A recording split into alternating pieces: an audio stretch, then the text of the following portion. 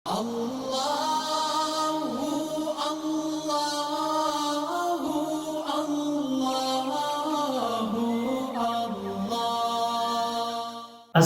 علیکم ورحمۃ اللہ وبرکاتہ۔ اسلام ایک خوبصورت اور آسان ترین مذہب ہے۔ اسلام نے جہاں سود کے ذریعے پیسہ کمانے سے منع کیا ہے، وہاں جائز طریقے سے پیسہ کمانے کے بے شمار طریقے اسلام نے بتائے ہیں۔ اور اگر اسلام نے چند چیزیں حرام کی ہیں کھانے پینے کی، تو بے شمار چیزیں ہیں جو انسان کے لیے حلال کی گئی ہیں، اسلام نے ان کو حلال قرار دیا ہے۔ ایسے ہی جادو کرنا اور جادو کرانا اسلام میں حرام ہے۔ اگر کوئی اس کی لپیٹ میں آ جائے، اس سے بچنے کا جائز طریقہ اسلام نے بتایا ہے۔ مثلاً دعائیں ہیں، قرآن پاک کی آیات ہیں۔ بعض لوگ ان کے ذہن میں یہ بات بیٹھی ہوئی ہے کہ اگر کوئی شخص جادو کی لپیٹ میں آ گیا ہے تو اب وہ جادو سے خلاصی صرف جادو کے ذریعے ہی پا سکتا ہے۔ دیکھیں، اللہ نے قرآن پاک نازل کیا اور اللہ نے فرمایا لو انزلنا ھذا القرآن علی جبل لرأیتہ خاشعا متصدعا من خشیۃ اللہ۔ اگر یہ پہاڑوں پر نازل کیا جاتا تو پہاڑ ریزہ ریزہ ہو جاتے۔ قرآن پاک اپنے اندر بڑی طاقت رکھتا ہے۔ جب پہاڑ کو یہ ریزہ ریزہ کر سکتا ہے تو جادو اس کے سامنے کیا حیثیت رکھتا ہے۔ اگر کوئی شخص جادو کی لپیٹ میں آ جائے تو اسے قرآنی آیات کا ہی سہارا لینا چاہیے، ایسا طریقہ اختیار کرنا چاہیے، ایسا عمل کرنا چاہیے، ایسا وظیفہ کرنا چاہیے جس میں مصنون دعائیں آئیں اور قرآن پاک کی آیات آئیں۔ یہ منتر اور منترے وغیرہ جن میں شرکیہ الفاظ ہوتے ہیں، جن میں کفریہ الفاظ ہوتے ہیں، جن میں اللہ کے علاوہ غیر سے مدد مانگی جاتی ہے، جس میں اللہ کے علاوہ شیاطین سے مدد مانگی جاتی ہے، ان سے بچا جائے، کیونکہ انسان نے ٹھیک تو کیا ہونا ہے، الٹا گناہگار ہوتا ہے، اور یہ چیزیں اس کے لیے وبال جان بھی بنتی ہیں اور باعث عذاب بھی، اس لیے بچا جائے۔ کام کا ہونا اور نہ ہونا یہ اللہ کے اختیار میں ہے۔ ایک مسلمان ڈاکٹر ہو، طبیب ہو، حکیم ہو، وکیل ہو، عامل ہو، اس کا کام ہے کوشش کرنا، کامیابی دینا، ناکام کرنا یہ اللہ کے اختیار میں ہے۔ ہمارا کام ہے اللہ سے مانگنا، ہم مانگتے رہیں، اللہ ہمیں کامیابی عطا فرمائے گا۔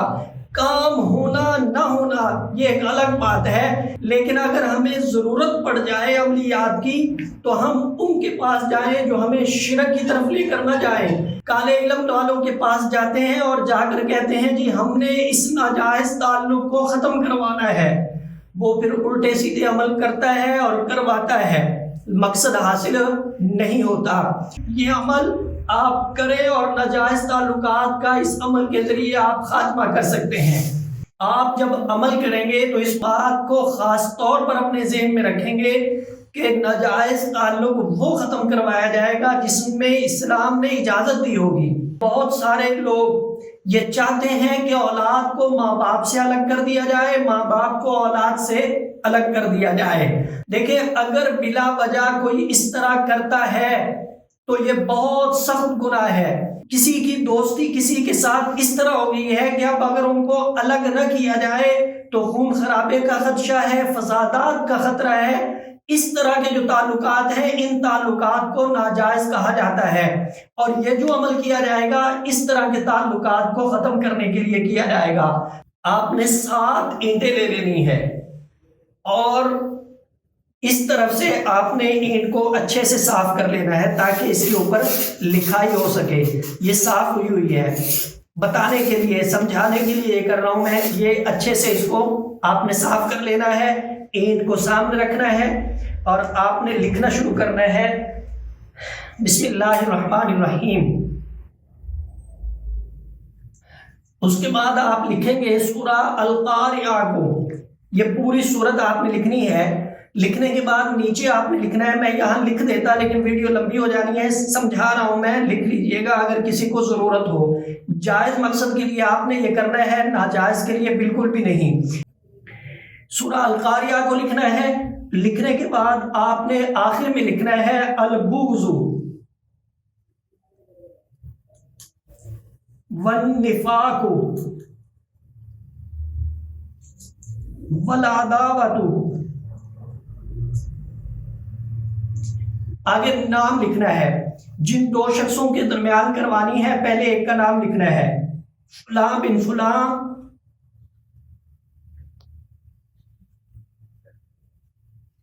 आगे दूसरे का नाम लिखने से पहले आपने लिखना है बैना,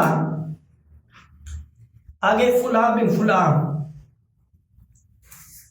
इस तरह आपने 7 ईंटें लिख लेनी है, इकट्ठी लिख के रख लें, या रोजाना एक लिख के आप इसको शॉपर में डाल के चलते हुए पानी में आपने इसको फेंक देना है।